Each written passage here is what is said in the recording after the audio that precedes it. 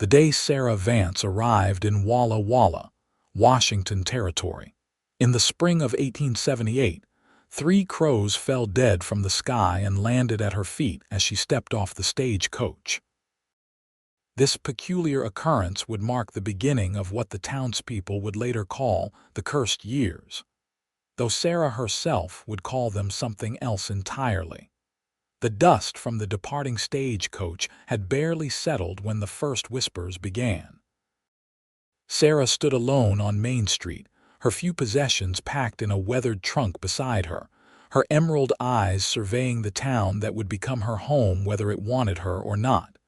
"You must be Miss Vance." A thin woman with spectacles perched on her nose approached cautiously. "I'm Mrs. Hendricks. I run the boarding house." Her eyes darted to the dead crows, then quickly back to Sarah's face. "I received your letter about needing accommodations." "Yes, thank you for accepting me," Sarah replied, her voice soft but clear, with the barest hint of a southern accent. At 22, Sarah carried herself with quiet dignity despite the circumstances that had brought her west. Mrs. Hendricks signaled to a boy loitering nearby. "Tommy, fetch Miss Vance's trunk." She turned back to Sarah, deliberately avoiding looking at the birds. Peculiar thing, those crows. "Never seen the like." Sarah merely nodded, too weary from her journey to explain that such occurrences had followed her since childhood. Strange happenings that defied explanation, milk souring when she entered a room, mirrors cracking during thunderstorms, and yes, occasionally, birds falling from the sky. The boarding house sat at the edge of town, a 2-story wooden structure with peeling white paint and a front porch that sagged slightly in the middle. Sarah's room was small but clean, with a narrow bed, a washstand, and a window that overlooked the distant Blue Mountains. That evening at supper, Mrs. Hendricks introduced Sarah to the other boarders, 2 elderly sisters, a young schoolteacher, and a traveling salesman. The conversation flowed politely until Mrs. Hendricks mentioned that Sarah had come to town to take up a position as the new seamstress. Mrs. Collins mentioned she was expecting a new girl, the schoolteacher, Miss Palmer, said. "The position's been vacant since poor Mrs. Gable passed last winter." "God rest her soul," one of the elderly sisters murmured. Sarah placed her fork down carefully. "I'm grateful for the opportunity. My aunt spoke highly of Walla Walla in her letters." "Your aunt?" Mrs. Hendricks inquired. "Eugenia Howard. She lived here briefly about 5 years ago." A heavy silence fell over the table. The traveling salesman coughed uncomfortably. "I don't recall any Eugenia Howard, Mrs. Hendricks finally said, though her expression suggested otherwise. Sarah didn't press the matter. She had learned long ago that sometimes silence was her best defense. That night, as she unpacked her few belongings, Sarah's fingers lingered on a small leather-bound journal, her mother's. The pages contained recipes for tinctures, poultices, and remedies that had been passed down through generations of women in her family. Knowledge that had once been respected but, in recent years, had become dangerous to possess. Sarah had come to Walla Walla to escape the whispers that had followed her in Tennessee, whispers that had grown into accusations after the fever that took her parents. She had hoped that in this frontier town, far from the shadows of her past, she might find a place where she could simply be Sarah Vance, seamstress, not a curiosity, not a danger, and certainly not a witch. But as she extinguished her lamp and the house creaked in the wind, Sarah wondered if she had merely exchanged one kind of suspicion for another. Morning brought clear skies and fresh opportunity. Sarah dressed carefully in a simple blue calico dress, pinned her chestnut hair into a neat bun, and set out for Mrs. Collins' dress shop. Main Street was already bustling with activity. A wagon loaded with timber rumbled past, followed by a cowboy leading a string of horses. Sarah noticed how conversations paused as she walked by, how mothers pulled their children closer, how men tipped their hats but averted their eyes. News traveled fast in small towns, and somehow, the story of the dead crows had already transformed into something more ominous. Mrs. Collins' Dress Emporium occupied a narrow storefront between the general store and the barber shop. A bell tinkled as Sarah entered, and a plump woman with faded red hair looked up from her sewing. "You must be Miss Vance," she said, setting aside the bodice she was working on. "I'm Hattie Collins." "Yes, madam. Thank you for offering me the position." Mrs. Collins studied Sarah with shrewd eyes. "Your references were impeccable. 3 years with Madame Beaumont in Nashville, I understand." "Yes, madam. I was her assistant." "Well, we don't have much call for French fashions here, but a good hand with a needle is always welcome." She gestured toward a workroom in the back. "You'll work there. I've several mending jobs to start you on, and Mrs. Porter needs her daughter's wedding dress altered before the ceremony next month." The workroom was small but well lit by a large window. A sewing machine, a modern singer sat on a table beside stacks of fabric, patterns, and notions. Sarah ran her fingers lightly over the machine, grateful for its familiar presence. "You can begin with these," Mrs. Collins said, indicating a basket of garments needing repair. "I'll be in the front if you have any questions." Left alone, Sarah settled into work, finding comfort in the rhythmic motion of needle and thread. By midday, she had completed most of the mending and had begun examining the wedding dress, a beautiful creation of ivory satin and lace. Mrs. Collins appeared at lunchtime with a tray bearing bread, cheese, and tea. "You work quickly," she observed, noticing the nearly empty mending basket. "Thank you. I've always found sewing restful." Mrs. Collins hesitated, then said, "Miss Vance, I feel I should mention. There's talk in town." "About those birds yesterday." Sarah set down her needle. "Birds die, Mrs. Collins. Not like that, they don't. Not all at once and not at a stranger's feet." She sighed. "Walla Walla's a new town, but it's got old fears. People here remember stories from back east about women who—" She stopped herself. "About women who were different," Sarah finished quietly. Mrs. Collins nodded. "I don't hold with such nonsense myself. My grandmother was what they called a herb woman back in Kentucky. Saved more lives than the doctor, but she had to be careful who she helped and how." She patted Sarah's hand. "Just mind yourself is all I'm saying. This is a decent town, but decent towns can turn quick when they're scared."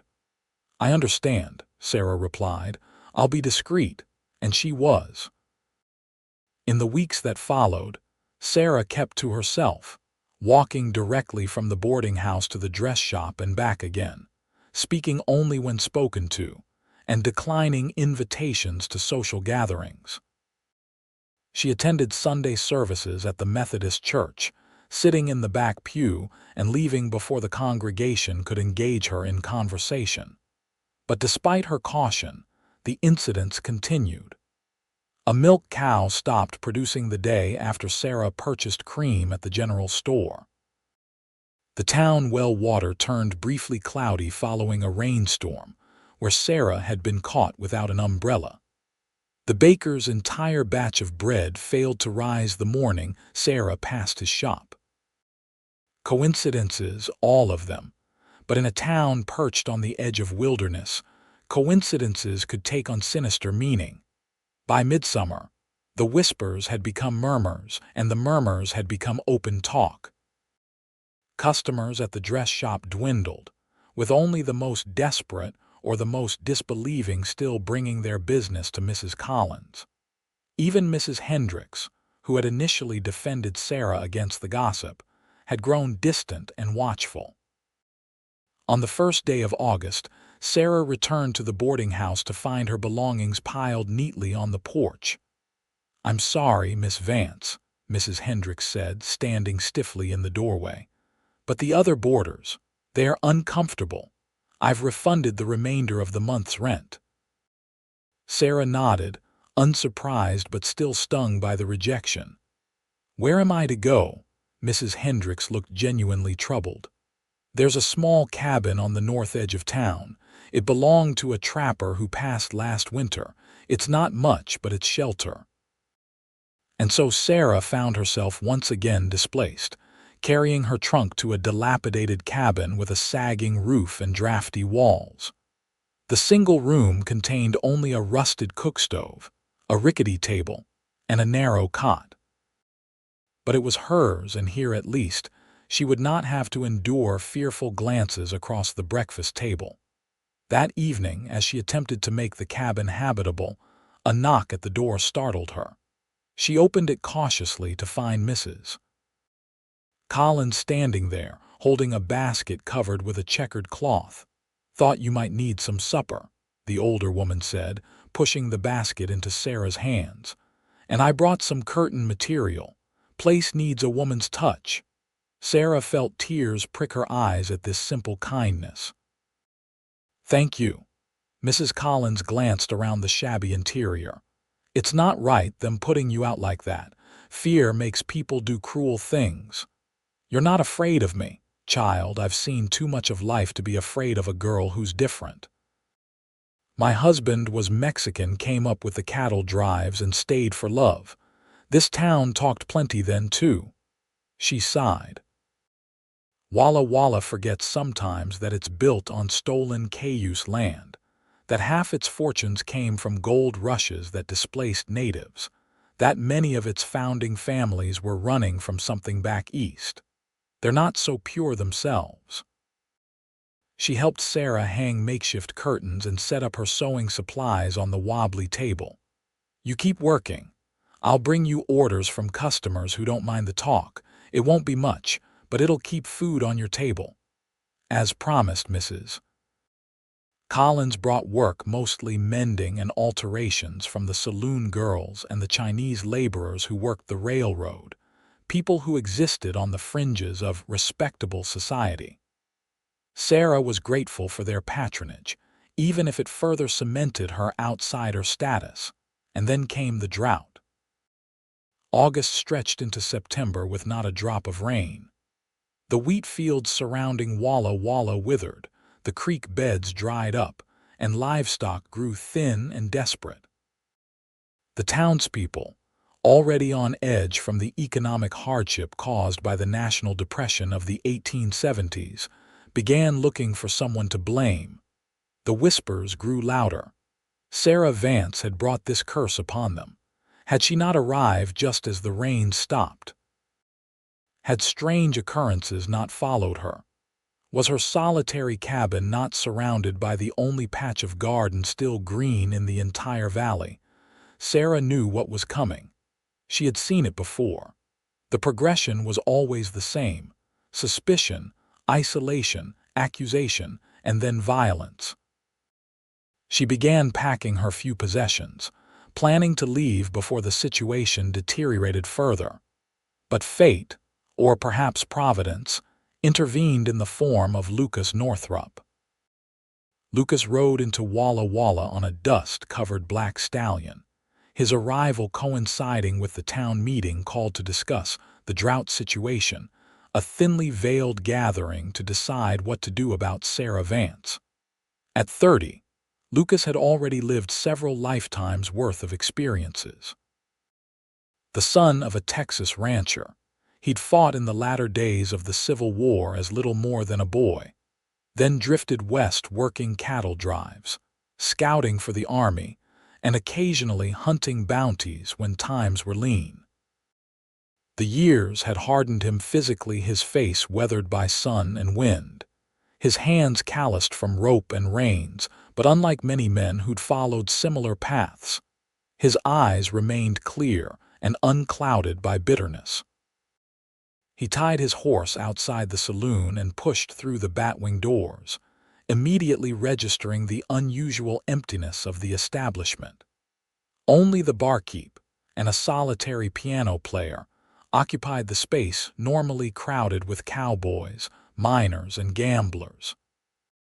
"Quiet night," Lucas observed, approaching the bar. "Town meeting at the church," the bartender replied, sliding a glass of whiskey toward him without being asked. "Everyone's there except those of us not considered fit company." "What's the meeting about?" the bartender chuckled humorlessly. "The curse of Sarah Vance." Lucas raised an eyebrow. "Haven't been in town long enough to know about any curse." The piano player, a grizzled man missing 2 fingers on his left hand, joined the conversation. "New girl, seamstress. Town thinks she's a witch brought the drought." He played a dramatic minor chord. "Bunch of fools. Ain't had proper rain since April, but she only got here in May. Bad math if you ask me." "And nobody did ask you, Pete," the bartender said, though without malice. "But he's right. Town's got itself worked up. Sheriff's barely keeping things civil."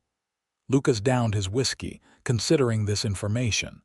He'd seen frontier justice before, the quick slide from accusation to violence when people were scared and resources were scarce.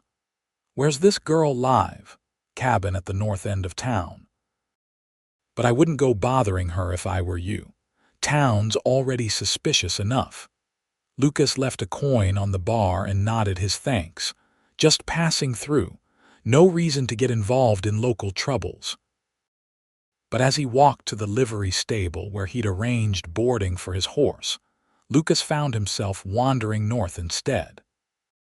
Maybe it was curiosity, or maybe it was the memory of another witch hunt he'd witnessed in a Colorado mining town, where a Mexican healer had been driven out simply for being different when the silver ran out.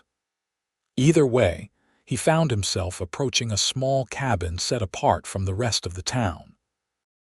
The cabin's windows glowed with lamplight, and as Lucas approached, he heard the steady rhythm of a foot pedal on a sewing machine.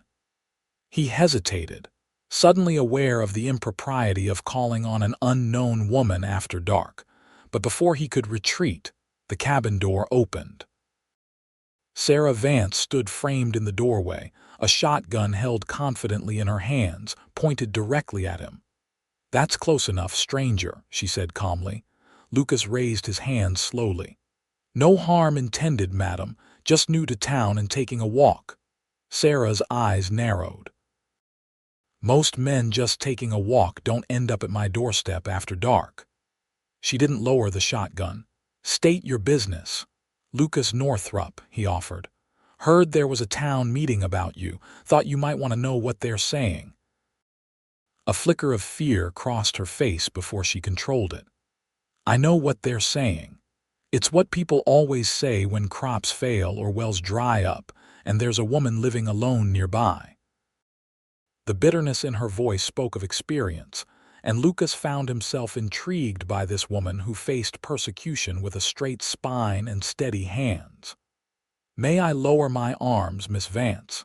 She studied him a moment longer, then nodded, though she kept the shotgun ready.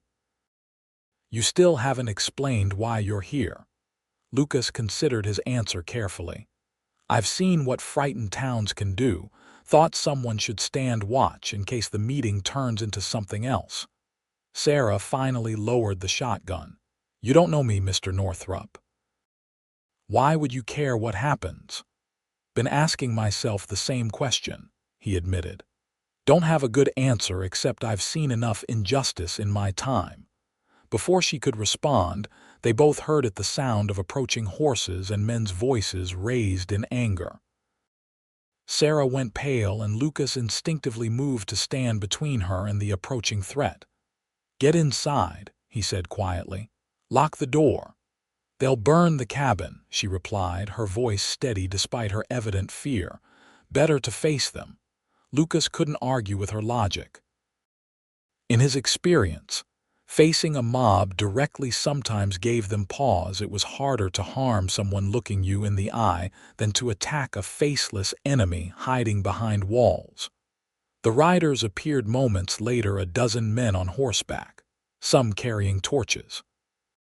At their head rode a man wearing a sheriff's badge, his expression grim in the flickering light. "Miss Vance," the sheriff called, reining his horse to a stop several yards away. "The town council has reached a decision." Sarah stepped forward, her shoulders squared. "And what decision would that be, Sheriff Rawlins?" "You're to leave Walla Walla by morning. The council feels your presence has brought misfortune to our community." Lucas moved to stand beside Sarah. "On what grounds?" he demanded. The sheriff's gaze shifted to him, eyes narrowing. "This doesn't concern you, stranger." "Seems like it concerns basic decency," Lucas countered. "Last I checked, the law required evidence before exiling citizens." A murmur ran through the assembled men. One of them, a balding man in a banker's suit, spoke up. "We don't need evidence beyond what we've seen. The drought started when she arrived. Strange occurrences follow her. Even the Indians won't come near her cabin." Sarah's laugh was sharp and without humor. "The Cayuse avoid my cabin because it sits on burial ground your town fathers chose to ignore when they seized the land. As for the drought," she gestured to the cloudless sky, "I'm flattered you think I have such power, but I assure you if I could command the weather, I'd have brought rain weeks ago." "Convenient excuses," another man called. "Which talk?" The tension escalated as more voices joined in, accusations flying. Lucas noticed some men's hands drifting toward weapons, and he subtly adjusted his stance, ready for trouble. Sheriff Rawlins raised a hand for quiet. "No one's accusing you of witchcraft, Miss Vance. Times are hard and the town needs a change of fortune." "A scapegoat, you mean," Sarah corrected. "Call it what you will. You have until dawn to pack your things. The stage leaves at 8. The sheriff's tone left no room for negotiation. Lucas stepped forward. "And if she chooses to stay?" "Then we can't guarantee her safety," the sheriff replied grimly. "There are those in town who feel more strongly about her departure than the council does." The implicit threat hung in the air. Sarah placed a restraining hand on Lucas's arm, surprising him with the gentle pressure of her fingers. "I'll go," she said quietly. "I've no desire to stay where I'm not wanted." The sheriff nodded, seemingly relieved to avoid further confrontation. "Good. See that you do." He turned his horse, signaling the others to follow. As the group retreated, Lucas turned to Sarah. "You don't have to leave." "Yes, I do," she sighed, suddenly looking exhausted. "This isn't the first town to ask me to move on, Mr. Northrop. It likely won't be the last." "Lucas," he corrected absently, his mind working. "Where will you go? Oregon, perhaps, or north to the territories, somewhere I can start fresh." She looked up at him with a sad smile. "Thank you for your concern, but this is my burden to bear." Lucas made a decision then, one that would alter the course of both their lives. "I'm heading to Montana Territory. My brother has land there near the Bitterroot Valley. Good water, fertile soil." He paused. "You'd be welcome to travel under my protection if you wished." Sarah's eyes widened in surprise. "You'd risk association with a cursed woman. You don't know me." "I know enough," Lucas replied simply. "I know you face a mob with courage. I know you're being wronged. And I know that traveling alone is dangerous for anyone, doubly so for a woman." "Why would you help me?" Lucas considered the question. "Maybe I'm tired of seeing good people hurt by ignorance. Maybe I recognize something in you that reminds me of my own wandering. Or maybe," he smiled slightly, "if you're truly cursed, I'd rather have such power on my side than against me." For the first time, Sarah laughed genuinely, the sound transforming her face from wary beauty to something luminous. "A practical approach. I'm a practical man." His expression grew serious again. "The offer stands. No obligations, no expectations, just safe passage to somewhere new."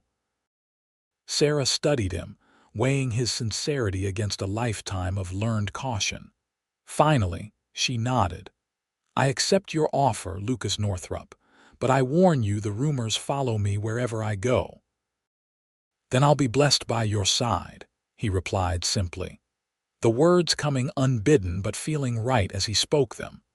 Neither of them could know then how prophetic those words would prove to be. Dawn found them ready to depart.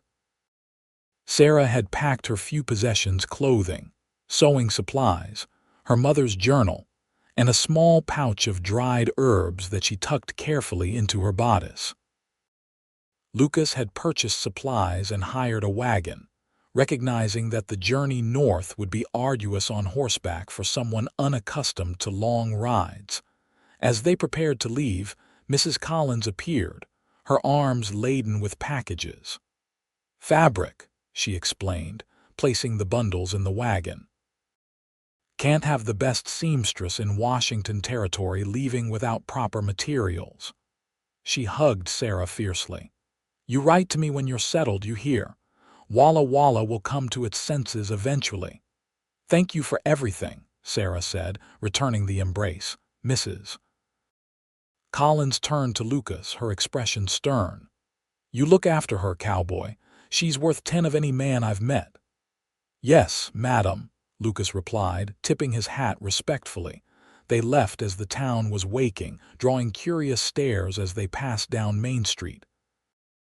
Sarah kept her gaze forward, refusing to give anyone the satisfaction of seeing her distress. Lucas drove the wagon, his stallion tethered behind, his rifle resting across his lap in clear view, a silent warning to anyone who might consider interfering with their departure.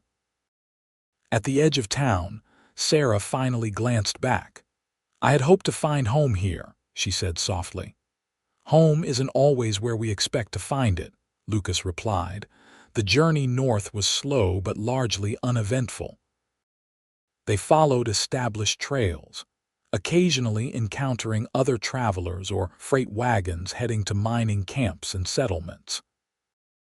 Lucas was surprised by Sarah's resilience. She never complained about the hard travel, helped make camp each evening, and proved to be a capable cook with their limited supplies. In the evenings, as they sat by the campfire, they slowly shared their stories. Lucas told her of his youth in Texas, his brief service in the Confederate Army, though he emphasized his family had owned no slaves, being modest farmers, and his wandering years after the war. Sarah listened attentively, asking thoughtful questions that revealed her intelligence and genuine interest.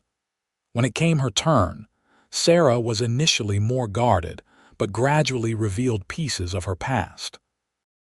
Born to a healer mother and a schoolteacher father in eastern Tennessee, she had grown up learning both letters and herbs. Her mother's knowledge of natural medicines had been respected, until a new preacher arrived in their town, bringing with him rigid ideas about women's proper place and suspicion of traditional healing. "After my parents died of the fever, I survived, which some took as evidence of unnatural powers, the accusations began," she explained one night, her face illuminated by the dancing flames. "A child's illness, a failed crop, a stillborn calf all became my fault. I left before things escalated, but the pattern has followed me." "People fear what they don't understand," Lucas observed. Sarah nodded. "And a woman who lives differently is easily misunderstood." As they traveled, Lucas began to notice the small coincidences that had fed Walla Walla's suspicions. Sarah seemed to know when weather would change before any visible signs appeared. Animals responded unusually to her presence, not fearfully, but with a kind of recognition. And most remarkably, plants seemed to flourish around her, even in poor soil. Once, when Lucas cut his hand while repairing a wagon wheel, Sarah applied a poultice from her carefully guarded herb supply. The wound, which he expected would trouble him for days, healed with remarkable speed and left barely a scar. "You have a gift," he said simply, examining his hand. Sarah tensed, clearly expecting criticism or fear. When none came, she relaxed slightly. "My grandmother called it the knowing," She said some women in our family are born with a deeper connection to the natural world. She hesitated. It frightens you? No, Lucas replied honestly. It impresses me. A gift is a gift, whether it comes from God, nature, or somewhere else entirely. It's what you do with it that matters. That night marked a turning point in their relationship. Sarah began to share more openly about her abilities, how she could sense coming rain in her bones, how plants spoke to her in ways she couldn't fully explain, how she sometimes knew things about people simply by touching items they'd handled. My mother warned me to keep these things private, she admitted. She said the world wasn't ready for women with power, even small power like ours. Your mother was wise, Lucas said, but times are changing. Out here, practical skills matter more than old superstitions. Is that what you believe? That these are just practical skills? Lucas considered the question carefully. I believe there are mysteries in this world beyond our understanding. I've seen things in my travels: Indian medicine men who could call animals, Chinese railroad workers who could ease pain with needles, old Mexican grandmothers who could predict earthquakes days before they happened. Different folks call these things different names: magic, medicine, intuition. I just call them gifts. Sarah studied him with wonder. You're an unusual man, Lucas Northrup. Just well-traveled, he replied with a smile. As they journeyed further north into Idaho territory, the land grew more mountainous and the settlements more sparse. They encountered a Nez Perce hunting party who, upon seeing Sarah, approached with cautious respect. The eldest among them spoke broken English, explaining that Sarah carried old medicine, a power they recognized and honored. The hunters shared their fresh game and directed them to the safest passes through the mountains ahead. When they departed, the elder presented Sarah with a small leather pouch containing what he described as protection stones. They know, Sarah said afterward, clearly moved by the encounter. They see what others fear. The Nez Perce have their own medicine people, Lucas explained. They don't share the white man's fear of natural power. By the time they reached the Montana territory in early October, a subtle but significant shift had occurred between them. What had begun as an arrangement of convenience and protection had evolved into genuine friendship and, increasingly, something deeper. Lucas found himself noticing things about Sarah he'd initially overlooked: the graceful way she moved, the intelligence that sparkled in her eyes when she spoke of subjects that interested her, the quiet strength that had carried her through repeated rejections. For her part, Sarah had begun to trust Lucas in ways she'd never trusted anyone outside her family. She allowed herself small freedoms in his presence, using her gifts openly, speaking her mind without fear of judgment, even singing softly as they traveled, something she confessed she hadn't done in years. They arrived at Matthew Northrup's ranch near the Bitterroot Valley as the first snow threatened. The ranch was smaller than Lucas had described, but well situated beside a year-round creek with fertile bottomland and good grazing on the surrounding hillsides. The main house was a substantial log structure with a stone chimney, supplemented by a barn, corral, and bunkhouse for the handful of men Matthew employed. Matthew himself proved to be a quieter, more settled version of Lucas, a man who'd found his place and purpose after similar wandering years. He welcomed his brother with open arms and, after an initial wariness, extended the same welcome to Sarah. "Any friend of Lucas's is welcome here," he said, showing her to a small but comfortable room off the main living area. "We don't stand much on formality, but we do respect privacy. This will be your space for as long as you choose to stay." "Thank you," Sarah replied, genuinely touched by his acceptance. "I won't impose longer than necessary." Matthew waved away her concerns. "Winter's coming. No one travels these mountains once the snow sets in. Come spring, you can decide your next steps. The arrangement settled, Sarah quickly made herself useful around the ranch. Her sewing skills were welcomed by Matthew and his men, who had been making do with rough repairs to clothing and bedding. Her knowledge of herbs and healing proved valuable. When one of the ranch hands developed a persistent cough that conventional medicines hadn't touched. Lucas, meanwhile, fell back into the rhythm of ranch work, helping his brother prepare for the coming winter, repairing fences, stockpiling firewood, and ensuring the livestock were healthy and the storerooms full. The brothers worked well together, complementing each other's strengths, their conversation easy and familiar. "She's special," Matthew observed one evening as they worked in the barn, nodding toward the house where Sarah was visible through the window, preparing supper. Lucas didn't pretend to misunderstand. "Yes, and you care for her?" "Also yes." Matthew nodded, unsurprised. "She's been hurt before, not physically perhaps, but hurt nonetheless." "People fear what they don't understand," Lucas replied, repeating the observation he'd made to Sarah weeks earlier. "And do you understand her?" Matthew asked.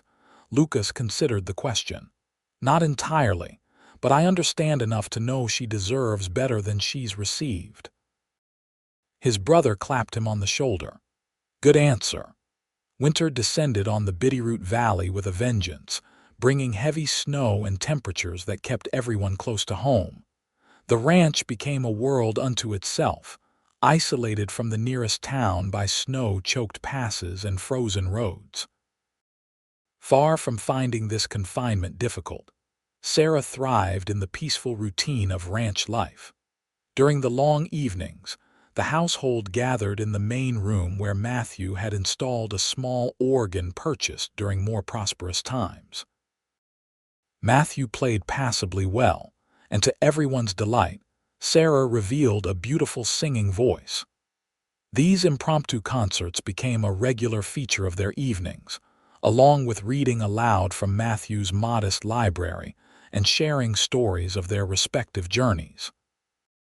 As Christmas approached, Sarah secretly worked on gifts for the brothers: a new shirt for Matthew made from fabric she'd brought from Walla Walla, and for Lucas, a leather vest with intricate embroidery depicting the landscapes they traveled through together.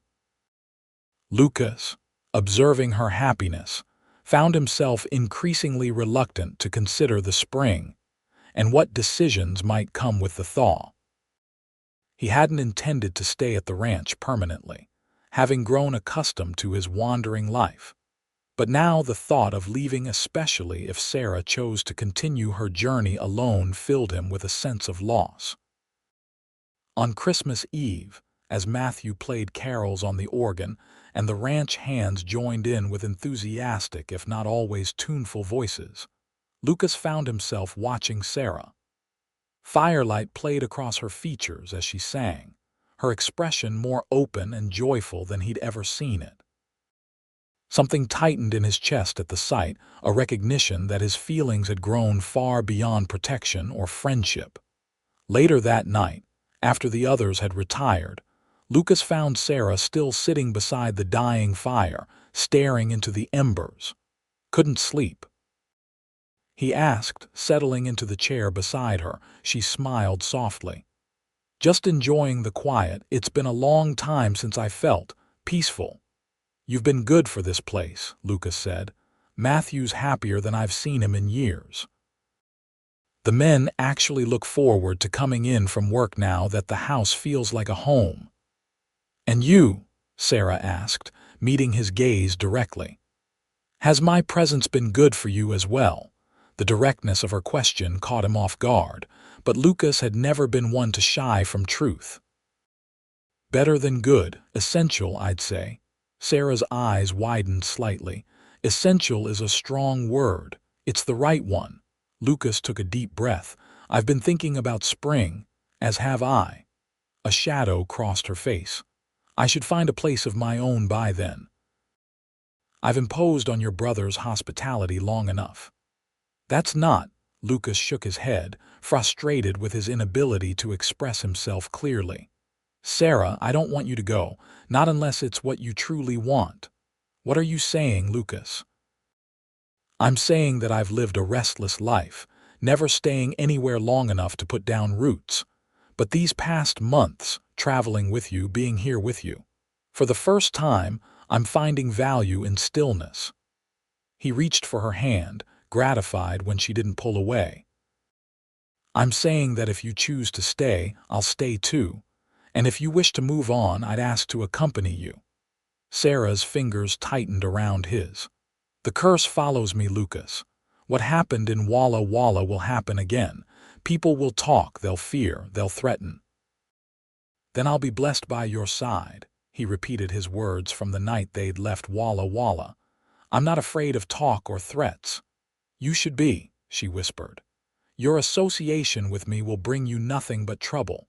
Lucas smiled, bringing her hand to his lips in a gentle kiss. "Trouble and I are old acquaintances, but Joy and I were just becoming properly introduced." The tears that filled Sarah's eyes reflected the firelight. "I've never met anyone like you. Nor I you." He leaned forward, hesitating just a moment to give her time to withdraw if she wished. When she didn't, he closed the distance between them, his lips meeting hers in a kiss that began gently but deepened as Sarah responded with unexpected passion. When they finally parted, both slightly breathless, Lucas rested his forehead against hers. "Stay," he said simply. "Not as a guest, not as a friend, but as—" "As what?" Sarah prompted when he hesitated. "As my wife, if you'll have me." Her sharp intake of breath made him pull back slightly, concerned he'd overstepped, but the expression on Sarah's face wasn't dismay, it was wonder. "You want to marry me?" "Knowing what I am, what follows me?" "I want to marry you because of who you are," Lucas corrected. "Strong, kind, resilient. The rest your gifts, the superstitions of others, those are just circumstances, not your essence." Sarah's laugh was soft and full of emotion. "You make it sound so simple." "It can be," Lucas insisted. "Not easy, perhaps. People will talk. But simple in that I love you, Sarah Vance. And if you love me, the rest is just details to be worked out." "I do love you," she admitted, the words clearly difficult for a woman who'd learned to guard herself so carefully. "But I need you to be certain. This isn't a decision to make in the warmth of Christmas Eve, with snow cutting us off from the realities of the world." Lucas nodded, understanding her caution. "Then I'll ask you again when spring comes. And every day after, if necessary, until you believe in the permanence of my feelings." True to his word, Lucas didn't press the matter further, though his behavior towards Sarah reflected his declaration. He sought out her company, listened attentively to her thoughts, and found small ways to demonstrate his care, keeping her sewing basket stocked with the finest threads he could find, carving a box for her herb collection, reading aloud from books she particularly enjoyed. January passed in a blur of snowstorms and cozy evenings.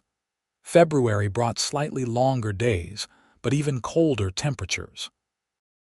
Through it all, the inhabitants of the ranch settled into comfortable routines, with Sarah increasingly taking on the role of the household's heart, organizing meals, caring for minor illnesses, and creating an atmosphere of home that had been missing since Matthew's wife had died years earlier.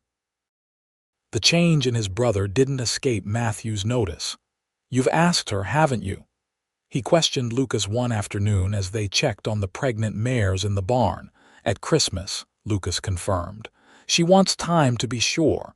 Matthew nodded approvingly. "Wise woman. Too important a decision to rush." He adjusted a blanket over a particularly valuable mare. "And if she says yes, will you stay here, if you'll have us? This is your home, Matt."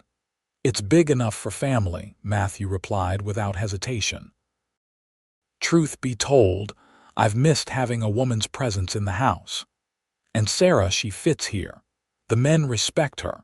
Even old Jenkins with his Mississippi superstitions has come around after she cured his rheumatism." Lucas smiled, remembering the gruff old cowboy's initial wariness of Sarah. "She has a way of winning people over. Like her husband-to-be," Matthew teased. "Never thought I'd see the day Lucas Northrup would be tamed." "Not tamed," Lucas corrected. "Just finally found something worth stopping for." March brought the first signs of thaw, and with it, the realization that soon travel would be possible again. Sarah felt the approaching decision looming, her heart torn between caution born of past experience and hope, inspired by Lucas's consistent love and respect. One evening, as she sat on the porch watching the sunset paint the snow-covered mountains in shades of pink and gold, Lucas joined her, draping a warm blanket around her shoulders before sitting beside her. "Penny for your thoughts," he said quietly. "I was thinking about my mother," Sarah replied. "She always said that when a decision seems impossible, look to nature for your answer, that the world speaks to those willing to listen." "And what is nature telling you now?" Sarah gestured toward the mountains. "Look at how the light touches the peaks, how it transforms snow that's been cold and forbidding all winter into something glorious. Nature isn't afraid of change, of cycles, of becoming something new while remaining essentially itself."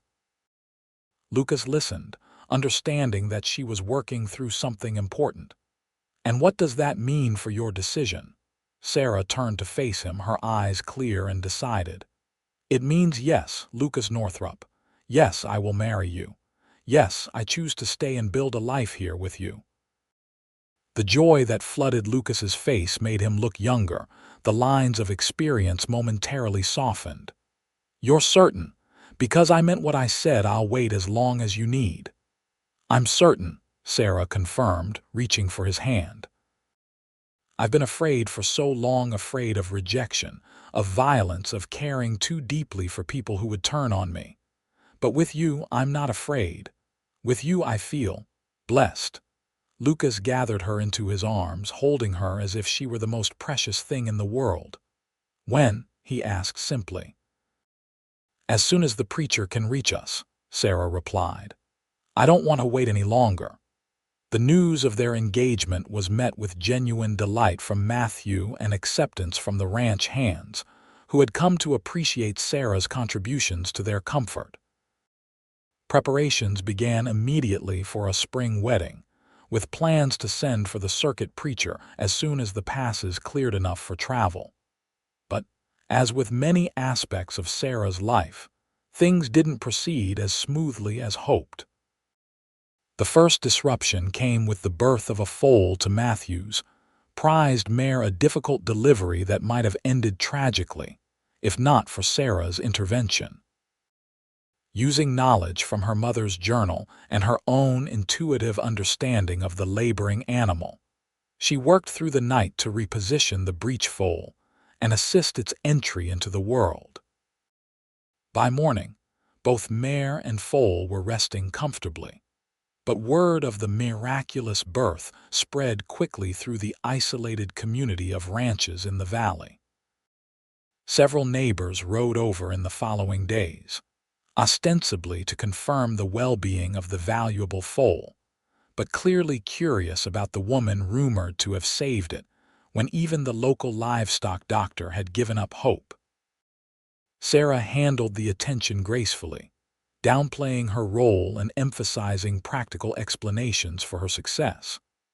Most visitors left impressed by her modesty and apparent normalcy, but a few departed with narrowed eyes and whispered comments about unnatural knowledge for a woman. Lucas, noticing her tension as these visits increased, suggested they ride into the nearest town, Stevensville, to speak directly with the preacher rather than waiting for his circuit to bring him to the ranch. "Best to establish yourself on your own terms," he advised. "Let people meet you properly, not through gossip and speculation." The journey to Stevensville took the better part of a day. The small settlement, nestled against the mountains, consisted of a main street with basic businesses: general store, blacksmith, saloon, church, and scattered houses extending outward. As Lucas had hoped, their arrival midweek meant the town was relatively quiet, allowing them to conduct their business without undue attention. The preacher, Reverend Miller, proved to be a sensible man who asked appropriate questions about their backgrounds and intentions without prying unnecessarily. He agreed to perform the ceremony at the ranch the following Sunday, expressing genuine pleasure at the opportunity to visit the Northrup property, which he'd heard well of but never seen. Their business concluded successfully. Lucas suggested they visit the general store for supplies before heading home. As they walked down the main street, Sarah relaxed visibly, encouraged by the normal reception they'd received. "Perhaps it will be different here," she said hopefully. "Perhaps Montana is far enough from my past." "It's a good community," Lucas agreed. "Hard-working people focused on their own concerns, less time for gossip than some places." The general store was busy but not crowded. The proprietor, a balding man with spectacles perched on his nose, greeted Lucas by name, clearly pleased to see a Northrup brother in his establishment. "And who might this lovely lady be?" he inquired, eyeing Sarah with friendly curiosity. "Sarah Vance," Lucas replied, a note of pride in his voice. "Soon to be Sarah Northrup. We've just arranged with Reverend Miller to be married this Sunday." "Congratulations," the storekeeper beamed. "We don't get many weddings in winter, cause for celebration indeed." As Lucas discussed the supplies they needed, Sarah wandered the store, admiring the fabric selection and choosing thread to match. She was examining a bolt of blue calico when she became aware of whispers nearby. Two women had entered the store and were now staring at her with undisguised suspicion. "That's her," one woman murmured to the other. "The one Martha Jenkins wrote about, from Washington Territory." Sarah's heart sank. Martha Jenkins, the mother-in-law of one of their ranch hands who lived in Spokane. The connection she'd feared had been made. She pretended not to hear, selecting the fabric and returning to Lucas's side. But the damage was done. By the time they left the store, the women had spread their information to others, and Sarah could feel the change in atmosphere, the sudden coolness, the speculative glances, the hushed conversations that stopped when she approached. Lucas noticed it too, his jaw tightening as he helped Sarah into the wagon. "Ignore them," he said quietly. "People will talk, then find something new to gossip about." "You know it's not that simple," Sarah replied, her earlier hope fading. "Once it starts, it spreads." By Sunday, half the town will have heard some version of Walla Walla's accusations. Lucas took her hand firmly in his. "And on Sunday, they'll see us married regardless. Let them talk. We know the truth." The journey back to the ranch was subdued, both lost in their own thoughts. Sarah couldn't help but worry that the pattern was repeating, that her presence would bring trouble to the Northrups, to the home and family she'd grown to love. Lucas, sensing her withdrawal, broke the silence as they approached the ranch. "Don't do it, Sarah." "Do what?" she asked, startled from her thoughts. "Don't start planning how to leave to protect us." His gaze remained on the road, but his voice was firm. "That's what you're thinking, isn't it? That the kindest thing would be to disappear before trouble follows you here." Sarah couldn't deny it. "The talk will get worse, it always does. And we will face it together," Lucas insisted. "You're not alone anymore. You have me, you have Matthew, you even have Jenkins and the boys who have seen firsthand the good your curse brings."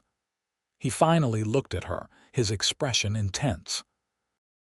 Running solved nothing in the past.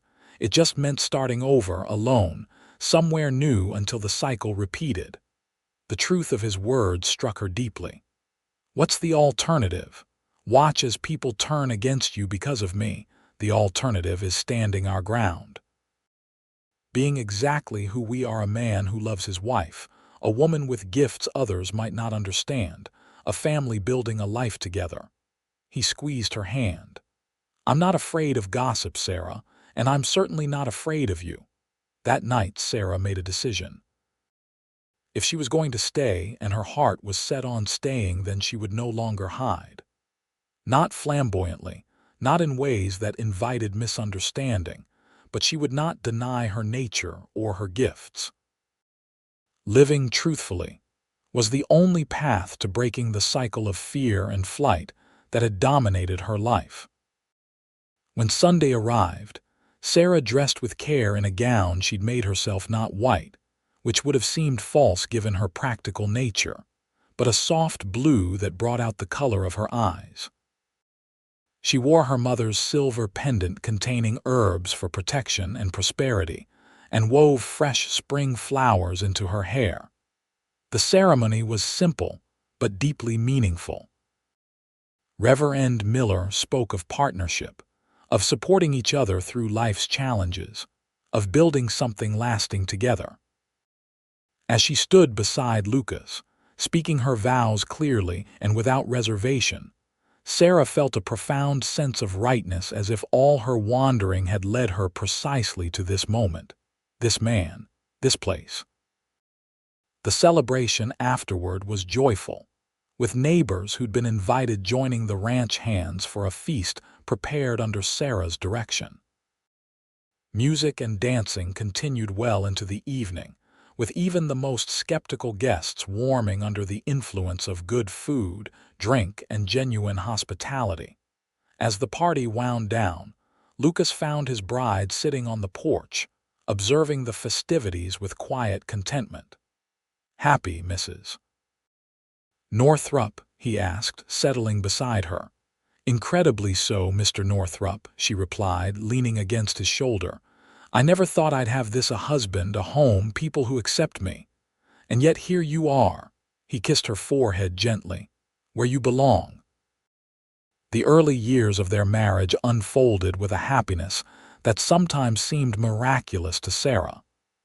True to her decision, she no longer hid her gifts, though she remained judicious in their use. When neighboring ranchers came seeking help for sick animals, she offered her knowledge freely. When a child fell ill with fever, she prepared remedies that complemented the doctor's treatments. When drought threatened the valley's crops, she advised on water conservation techniques that somehow always seemed to work remarkably well. Gradually, the whispers about her curse transformed into murmurs about her special touch.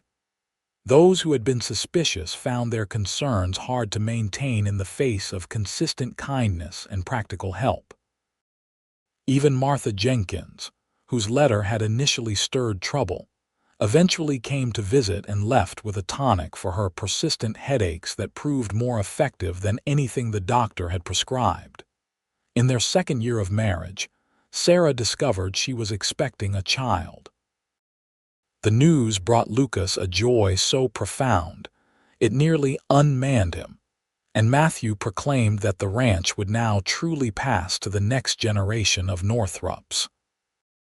The pregnancy progressed normally until the 7th month, when Sarah began experiencing troubling dreams, visions of danger that left her wakeful and anxious. She confided her fears to Lucas, who took them seriously despite the lack of tangible threat. "What kind of danger?" he asked, holding her close one night after she'd woken trembling. "Fire," she whispered. "I see fire consuming everything." Lucas increased patrols around the ranch, checking for potential hazards and ensuring water barrels were always full. Matthew, though skeptical of premonitions, respected his brother's concerns enough to make similar preparations. The precautions proved prescient when, 2 weeks later, a lightning strike ignited a forest fire on the mountains above their valley. The blaze moved quickly, driven by unseasonably dry conditions and strong winds. Ranchers throughout the area found themselves fighting to protect homes and livestock. The Northrop Ranch, thanks to their advanced preparations, fared better than most. They managed to create fire breaks that diverted the worst of the flames, though they lost a section of grazing land and one outlying shed. Other properties were not so fortunate, with several families losing homes and barns to the voracious fire. In the aftermath, as the community gathered to help those most affected rebuild, Sarah's warnings became known. Some viewed them with renewed suspicion had she somehow caused the disaster she'd predicted. But many more saw the value in her foresight, especially those who had benefited from the Northrop's preparedness and generosity during the crisis. Sarah gave birth to a healthy son a month after the fire. They named him Daniel Matthew Northrop, honoring both Lucas's father and his brother.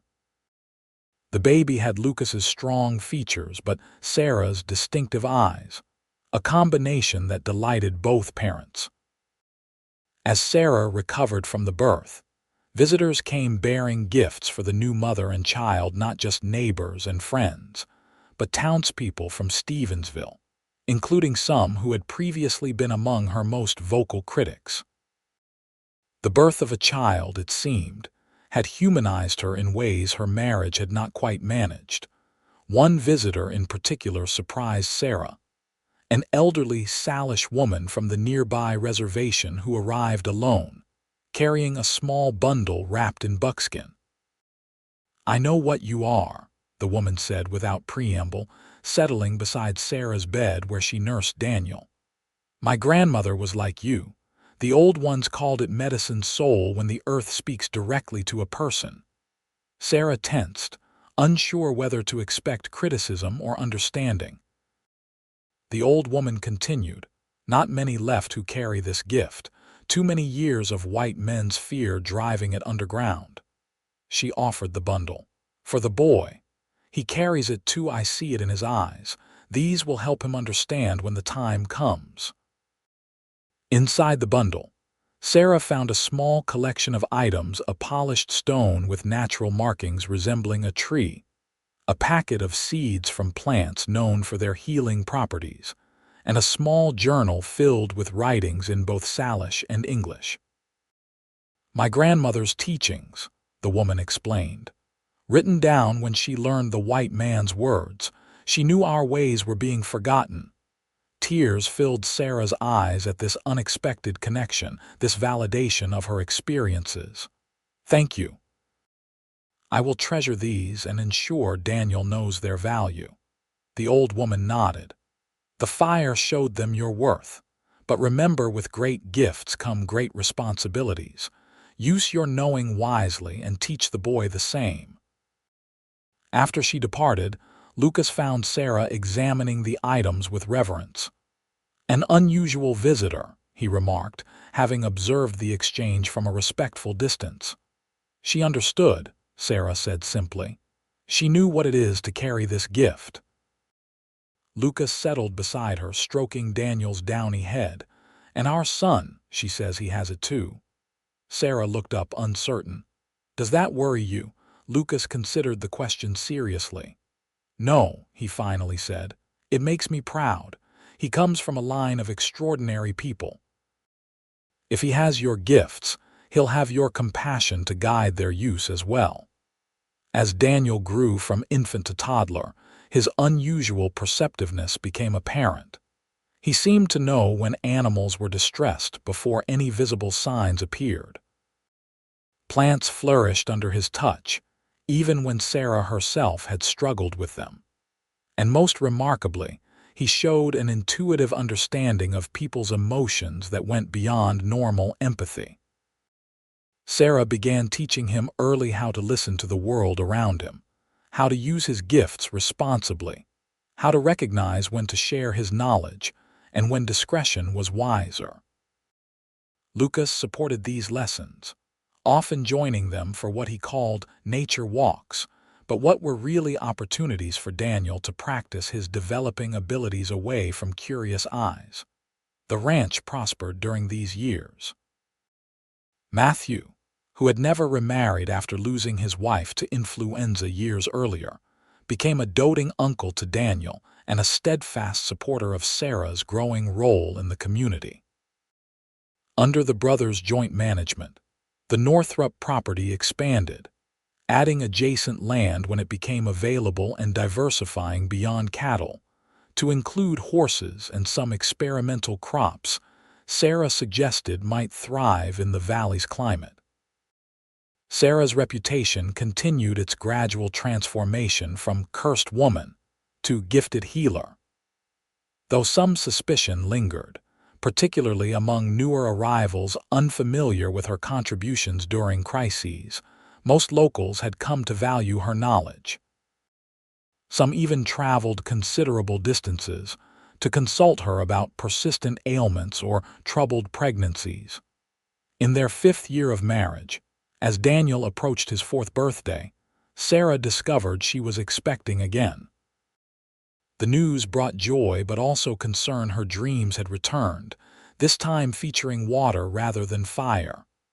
"Flooding," she told Lucas one night, after waking from a particularly vivid nightmare. "I see the creek overflowing, water everywhere." Given her previous accurate premonition, Lucas and Matthew took immediate action, reinforcing the banks of the creek that ran through their property and moving valuable equipment to higher ground. They also warned neighbors, many of whom had learned to respect Sarah's intuitions and made similar preparations. The winter brought heavy snow, more than the valley had seen in decades. As spring approached, the snowmelt combined with unusually heavy rains created precisely the conditions Sarah had foreseen. Creeks throughout the region overflowed their banks, inundating fields and threatening homes built in low-lying areas. The Northrup Ranch, thanks to their precautions, suffered minimal damage. More importantly, their warnings had given neighbors time to protect livestock and possessions. No lives were lost in their valley, though communities farther south reported drownings and significant property destruction. In the aftermath of the flood, as the community once again pulled together to rebuild, Sarah found herself approached by the town council of Stevensville. The mayor, a man who had once been among her most vocal skeptics, came personally to the ranch. "Mrs. Northrup," he began, clearly uncomfortable but determined. "The council has been discussing recent events. Your foresight regarding both the fire and the flood has saved this community considerable hardship." Sarah waited, uncertain where this was leading. "We would like to formally acknowledge your contributions," the mayor continued, "and to ask if you would consider serving on the town's emergency committee. Your insights could be invaluable in preparing for future natural disasters." The request left Sarah momentarily speechless. After years of being ostracized, feared, and driven from communities, to be not just accepted but actively sought out for her abilities seemed almost unbelievable. "I would be honored," she finally replied, "though I should note that my insights aren't always reliable or specific." "They come as they will, not as I command," the mayor nodded. "Understood, but even imperfect forewarning is better than none at all." As he departed, Lucas emerged from the barn where he'd been observing the exchange. "Well," he said with a smile that couldn't quite hide his pride, "that's quite a turnaround." "It doesn't seem real," Sarah admitted, "after everything." "It's real," Lucas assured her, wrapping his arms around her growing belly. "And well-deserved. You've proven yourself through actions, not words. Even the most stubborn minds eventually bow to evidence." The following month, Sarah gave birth to twins, a boy and a girl they named James Lucas and Eliza Mee. The double birth was challenging, but Sarah's knowledge of herbs and Lucas's steady support saw her through. The midwife later claimed she'd never seen a difficult delivery handled with such calm competence. As their family grew, so did the Northrup Ranch's prosperity, and Sarah's acceptance in the community. By the time Daniel was 10 and the twins 6, the whispers of curse had been almost entirely replaced by references to her special insight or healing touch. Young women sought her advice on matters of health and childbearing. Ranchers consulted her about livestock ailments, and even the local doctor occasionally referred difficult cases to her when conventional treatments failed. Lucas, watching his wife bloom in this atmosphere of acceptance and respect, sometimes marveled at the transformation from the wary, isolated woman he'd first encountered in Walla Walla.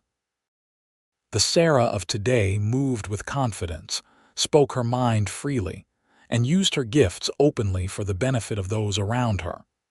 Did you ever imagine this? He asked one evening as they sat on the porch of their home, a new structure built adjacent to the original ranch house, which Matthew now occupied alone.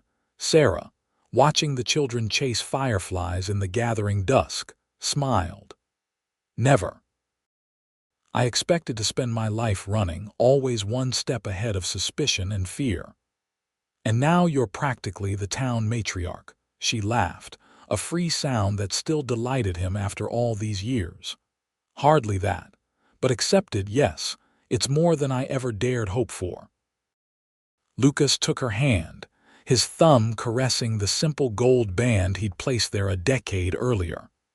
Do you remember what I told you that night in Walla Walla, when you warned me about your curse? Then I'll be blessed by your side, she quoted softly.